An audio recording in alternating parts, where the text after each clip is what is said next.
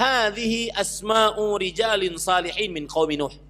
5 orang ini, Wad, Suwa, Ya'uq, Yaghus, Nasr, adalah nama orang-orang saleh di kaum Nabi Nuh. Falamma halaku auha syaitanu ila qaumihim an insibu ila majalisihim allati kanu yajlisuna fiha ansaba. Ketika 5 orang ini sudah meninggal, maka syaitan membisikkan kepada orang-orang yang hidup pada saat itu agar mereka membuat patung yang semisal dengan 5 orang ini dan diletakkan di mana mereka biasa duduk dan berbicara, mengajari manusia, menasihati manusia. Dibuatlah patung tersebut dan dinamai patung-patung tersebut dengan nama-nama mereka. Wad, Suwa, Ya'uq, Yaghus, Nasr. Pada saat itu belum diibadahi. Walam tu'bad hatta idza halaka ulaik wa nusyal ilmu ubidat. Sampai ketika pembuat patung, kaum yang membuat patung yang asalnya hanya sekedar untuk memuliakan orang-orang yang terhormat ini, yang ahli ibadah ini, mereka generasi ini mati, diganti generasi yang terbaru, kemudian hilang ilmu agama. Lihat ini bahayanya hilang ilmu agama. Maka akhirnya patung-patung orang-orang saleh tadi dijadikan sebagai berhala.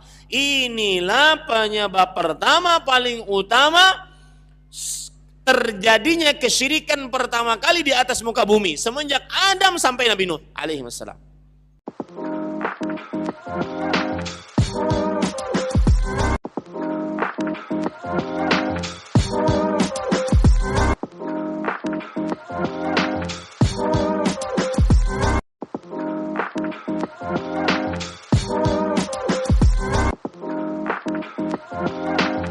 Nabi SAW melarang kita memuji beliau dengan pujian-pujian yang bertentangan dengan akidah Islamiyah.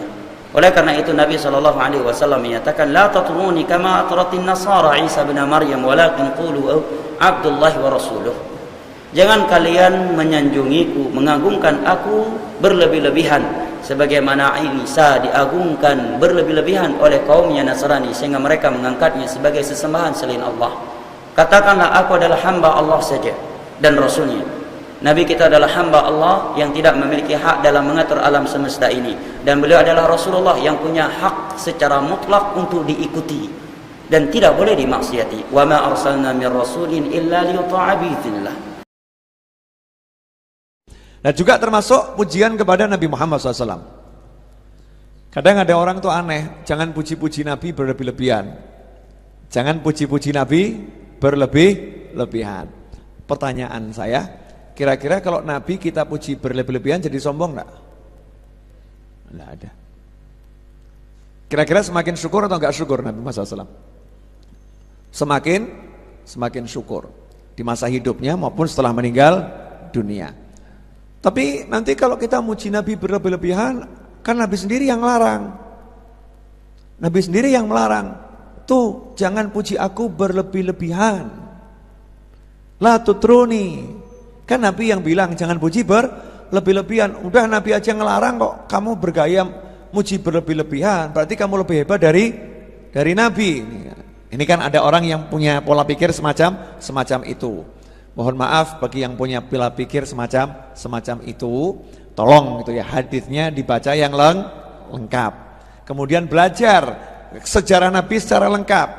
Nabi SAW itu bahkan membuat mimbar khusus untuk Hasan bin Thabit radhiyallahu taala anhu di dalam masjid. Ya, tugasnya apa? Beliau adalah membuat syair, dan di antara syair-syairnya adalah muji Nabi Muhammad sallallahu alaihi wasallam. Sayyidina Abbas radhiyallahu taala anhu, paman Nabi SAW, bahkan datang secara khusus menghadap Nabi SAW dan mengatakan, saya membuat syair untuk muji kamu, mau saya perdengarkan sekarang. Kemudian diperdengarkan, dibacakan di hadapan Rasulullah SAW. Hasilnya apa? Apakah Rasulullah mengatakan, la tutruni, kamu jangan puji-puji aku berlebih-lebihan, jangan loh ya gitu. Apakah begitu?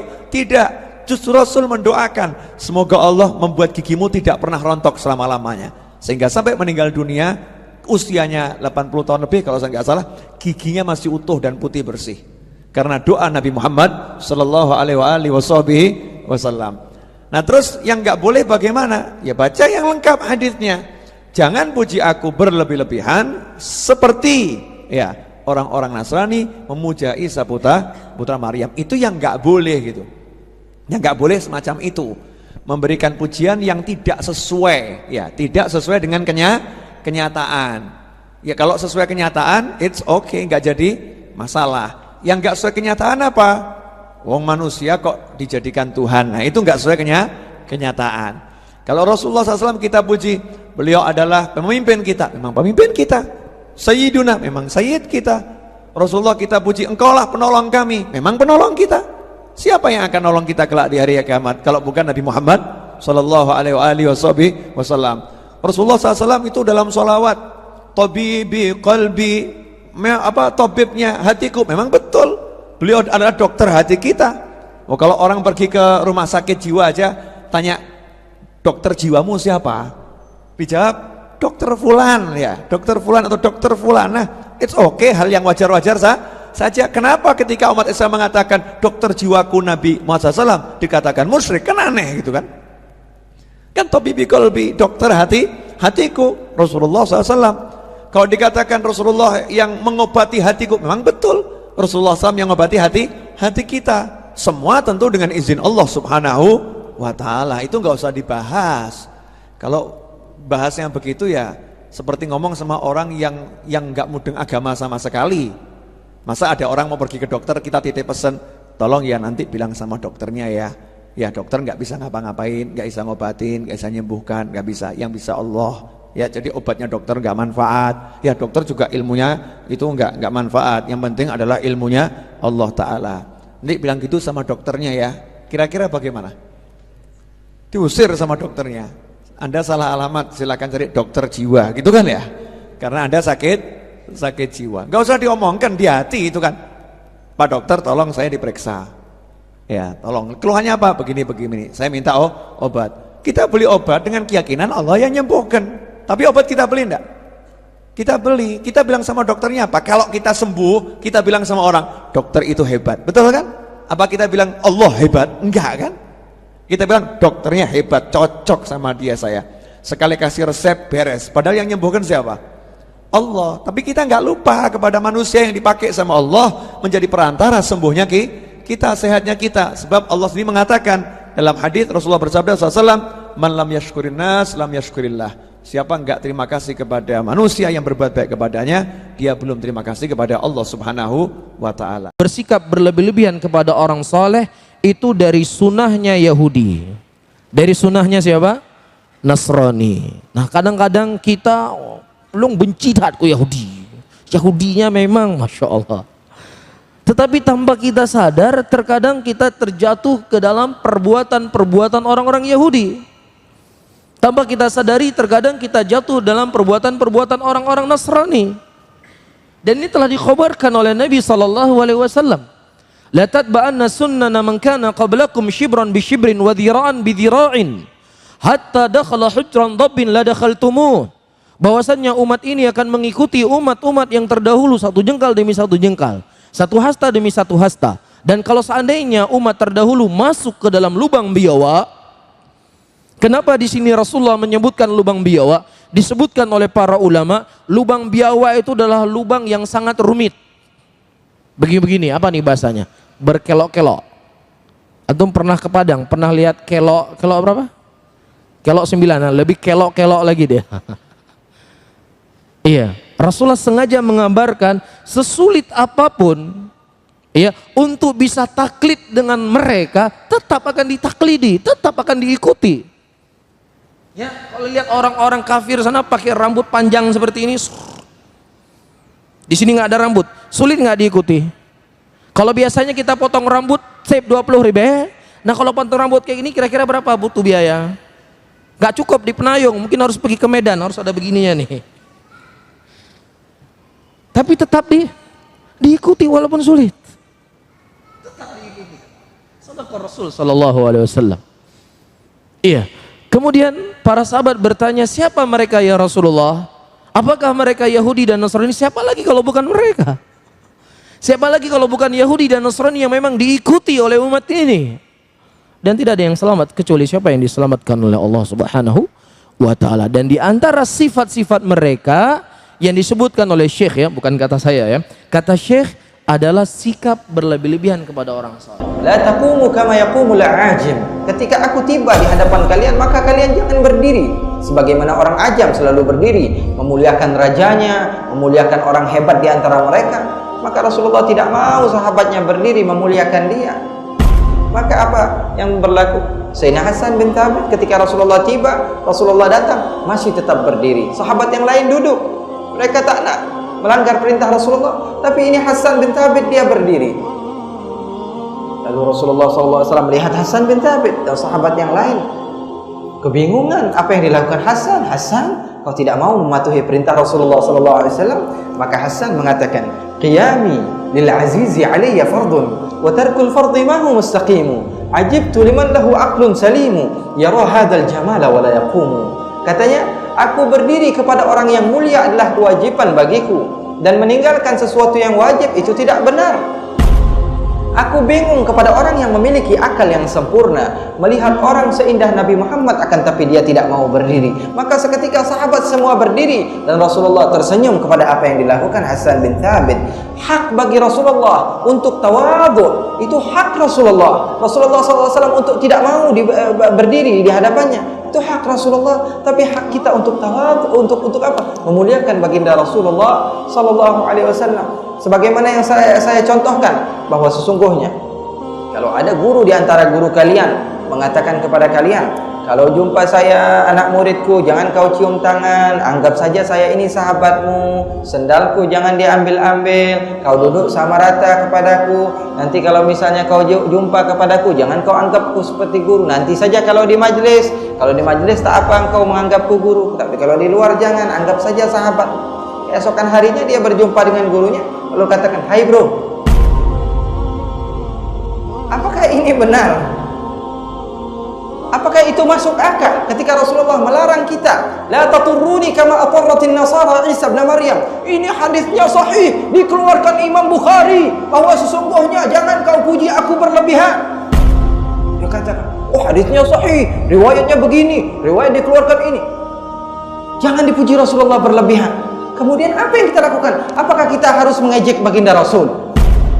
Apakah kita harus tidak memuliakan baginda Rasul? Kalau orang yang berpikir dengan pikiran yang jernih, maka ketika seorang guru mengatakan kepadanya, jangan kau muliakan aku, dia akan semakin memuliakan gurunya, karena tawadhu'nya seorang guru kepadanya. Begitupun baginda Rasul SAW.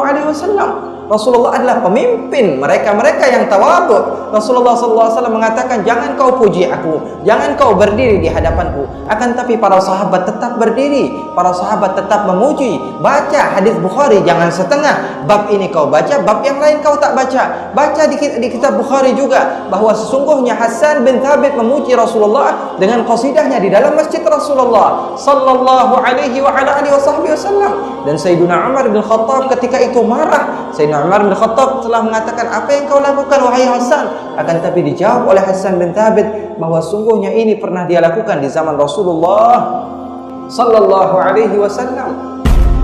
Zaman sekarang zaman fitnah. Ketika seseorang ingin memuliakan Rasul, mereka anggap itu adalah sesuatu yang sesat. Ketika seseorang ingin membaca maulid Rasul, mereka katakan ini sesuatu yang menyimpang daripada ajaran Allah. Ketika seseorang ingin membaca pujian kepada Rasul, mereka katakan ini tidak wajar, ini tidak bagus, ini tidak sejalan dengan Al-Quran dan Sunnah. Kalau seseorang di antara kita ingin mengundang Rasulullah dengan sebutan Sayyiduna, dia katakan ini sesuatu yang bid'ah, maka tidak bagus. Ketika kita ingin memuliakan seseorang yang bernisbat kepada Rasulullah daripada keturunan baginda Rasulullah yang terjaga nasabnya sampai sekarang, maka dia katakan Rasulullah putus tidak punya keturunan. Kenapa mereka tidak mau sibuk dengan masalah solat? Ini khilaf antara ini dan itu. Kenapa mereka tidak mau sibuk tentang masalah zakat? Ini khilaf antara ini dan itu. Karena mereka ingin memisahkan antara hubungan kita dengan Rasulullah sallallahu alaihi wasallam. Perhatikan ajaran mereka, selalu bertolak belakang dengan sesuatu yang berurusan dengan baginda Rasulullah sallallahu alaihi wasallam. Alasan mereka karena kita ikut kepada Al-Quran dan ikut kepada Sunnah. Sahabat Nabi semuanya ikut kepada Al-Quran dan ikut kepada Sunnah. Akan tapi mereka memuliakan Rasulullah luar biasa.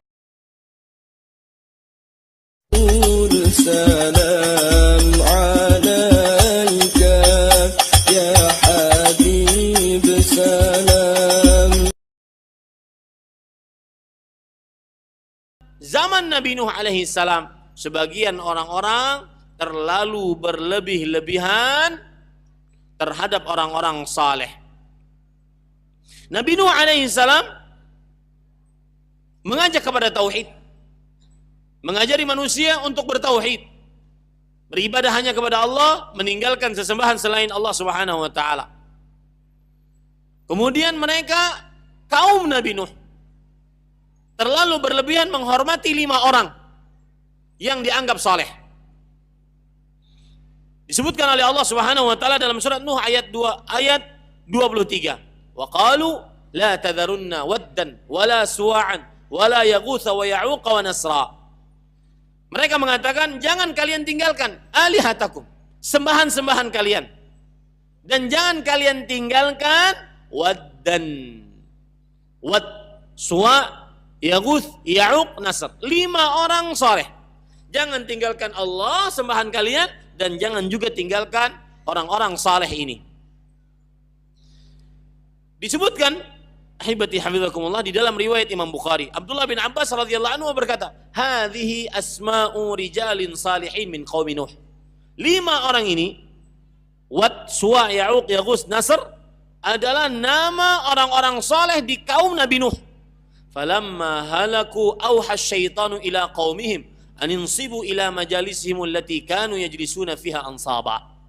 Ketika 5 orang ini sudah meninggal, maka syaitan membisikkan kepada orang-orang yang hidup pada saat itu agar mereka membuat patung yang semisal dengan 5 orang ini dan diletakkan di mana mereka biasa duduk dan berbicara, mengajari manusia, menasihati manusia. Dibuatlah patung tersebut dan dinamai patung-patung tersebut dengan nama-nama mereka.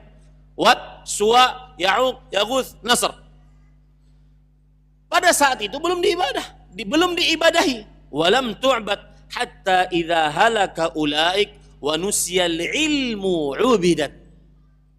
Sampai ketika pembuat patung, kaum yang membuat patung yang asalnya hanya sekedar untuk memuliakan orang-orang yang terhormat ini, yang ahli ibadah ini, mereka generasi ini mati, diganti generasi yang terbaru, kemudian hilang ilmu agama. Lihat ini, bahayanya hilang ilmu agama.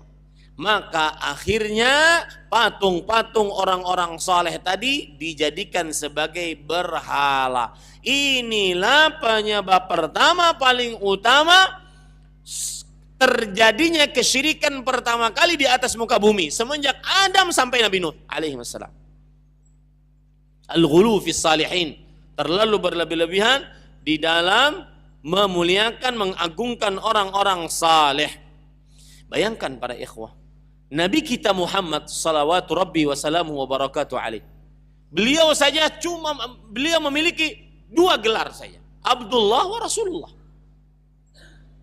Dengan begitu kita menggelari Rasulullah sallallahu alaihi wasallam dan tidak akan terlalu berlebih-lebihan, juga tidak akan merendahkan. Maka apabila Nabi kita Muhammad sallallahu alaihi wasallam, manusia paling termulia di sisi Allah, seperti itu kedudukannya, apalagi orang-orang yang di bawahnya. Apalagi wali-wali Allah yang di bawahnya. Orang-orang saleh di bawahnya, ataupun orang-orang yang masih dianggap wali. Belum pasti. Ini para ikhwan yang dirahmati oleh Allah Subhanahu wa taala. Maka hati-hati. Jangan sampai terlalu berlebih-lebihan kepada orang-orang yang saleh dalam memuliakan mereka, menghormati mereka, baik ketika mereka masih hidup ataupun sudah meninggal. Ya, karena ini adalah penyebab kesyirikan pertama yang pernah ada di atas muka bumi ini. Oleh sebab itulah Allah mengingatkan ahlul kitab yang sudah terlalu berlebihan mengkultuskan Nabi Isa putra Maryam. Allah berfirman di dalam Al-Quran, dalam surah An-Nisa ayat 171. Ya ahlul kitab, la taghlu fi dinikum. Wahai ahlul kitab, jangan kalian ghulu, berlebih-lebihan di dalam agama kalian. Wala taqulu 'ala Allah illa al-haq. Jangan kalian katakan tentang Allah kecuali kebenaran. Innamal masihu Isa bin Maryam Rasulullah wa kalimatuhu alqaha ila Maryam wa ruhun min. Sesungguhnya Nabi Isa hanyalah putra Maryam Nabi Isa putra Maryam hanyalah Rasul Allah. Kalimat Allah yang Allah masukkan ke dalam perut Maryam. Apa maksudnya kalimat Allah? Ketika Allah ingin menciptakan Nabi Isa di dalam perut Maryam, tanpa Maryam alaihissalam mempunyai suami, Allah subhanahu wa ta'ala cuma mengatakan kun. Innama amruhu idza arada syai'an an yaqula lahu kun. Jika Allah menginginkan perkaranya, maka Allah hanya mengucapkan kun. Itu yang dimaksud dengan Nabi Isa putra Maryam adalah kalimat Allah. Kalimat Allah di sini adalah kalimat kun. Ya, kalimat kun. Itulah yang disebut, maka Nabi Isa putra Maryam adalah kalimatullah wa ruhun min, dan ruhnya Allah Subhanahu wa taala. Apa maksudnya? Ruh yang Allah ciptakan kemudian Allah masukkan ke dalam janinnya Maryam sehingga menjadi seorang janin, kemudian dilahirkan sebagai seorang bayi. Beliaulah Isa putra Maryam alaihi wassalam. Ya. Ini ayat Allah bertujukan kepada ahlul kitab agar mereka tidak ghulu terhadap Nabi Isa bin Maryam. Dan secara tidak langsung juga ayat ini ditujukan kepada kita umat Nabi Muhammad sallallahu alaihi wasallam. Jangan sampai kita berbuat ghulu kepada nabi-nabi. Dan juga termasuk di dalamnya Nabi Muhammad sallallahu alaihi wasallam. Habib kok seperti itu? Nah ini santri gaya. Ya, umat Islam mulai gaya, mulai mengkoreksi Habibnya, mulai mengkoreksi ulama-ulama dari anak cucu Nabi Muhammad SAW. Orang yang seperti itu mirip dengan iblis. Astagfirullah, astagfirullah. Justru orang-orang yang tidak mau menerima kritikan, gak mau menerima masukan, gak mau dinasehatin, ya sudah jelas salah, gak mau dinasehatin, ya justru orang-orang yang kayak begini ini yang mirip dengan iblis. Iblis itu karakternya sombong. Kata baginda Nabi, orang sombong itu batorul haq wa ghamtun nas. Orang sombong itu menolak kebenaran dan menganggap rendah orang lain. Jadi memandang rendah orang lain itu rendah semuanya. Menganggap dirinya yang paling tinggi, paling bagus, paling pintar, paling benar. Nah itu karakternya iblis kayak begitu. Baginda Nabi juga mengatakan bahwa ad-dinu an-nasihah. Agama itu adalah nasihat. Jadi siapapun orangnya, kalau salah ya harus mau dinasehatin. Karena perintah menasehatin, ya, saling mengingatkan saudara sesama muslim, itu hukumnya adalah wajib. Di Al-Quran juga sudah ada. Watawasau bil haqq, watawasau bis sabr. Jadi saling mengingatkan, saling menasehati dalam kebaikan dan kesabaran.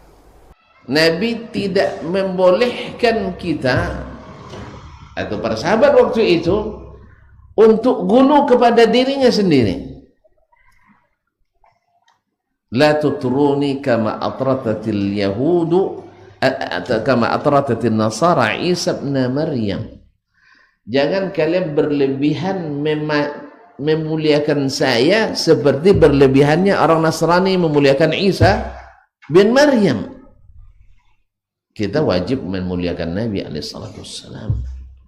Wajib mencintai Nabi lebih dari mencintai diri kita sendiri. Kalau mencintai Muslim kan sama kan, tapi mencintai Nabi lebih dari mencintai diri sendiri. Tapi walaupun demikian Nabi tak halalkan kita ghulu kepadanya, karena ghulu itu akan melahirkan bibit-bibit sikap keras radikal dalam masyarakat. Apalagi kalau itu diberikan kepada selain Rasulullah sallallahu alaihi wasallam. Kita lihat tindakan-tindakan anarkis yang terjadi di kalangan umat Islam, sesama umat Islam sendiri, tidak lepas dan tidak jauh daripada sikap ghulu kepada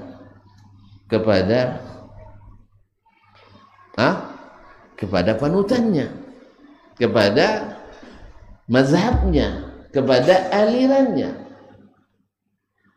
Walaupun asalnya orang-orang taat, tetapi karena gulu berlebihan, fanatisme yang dipupuk, akhirnya melahirkan sikap-sikap yang mengatakan bahwa syekh saya mesti benar, syekh yang lain pasti salah.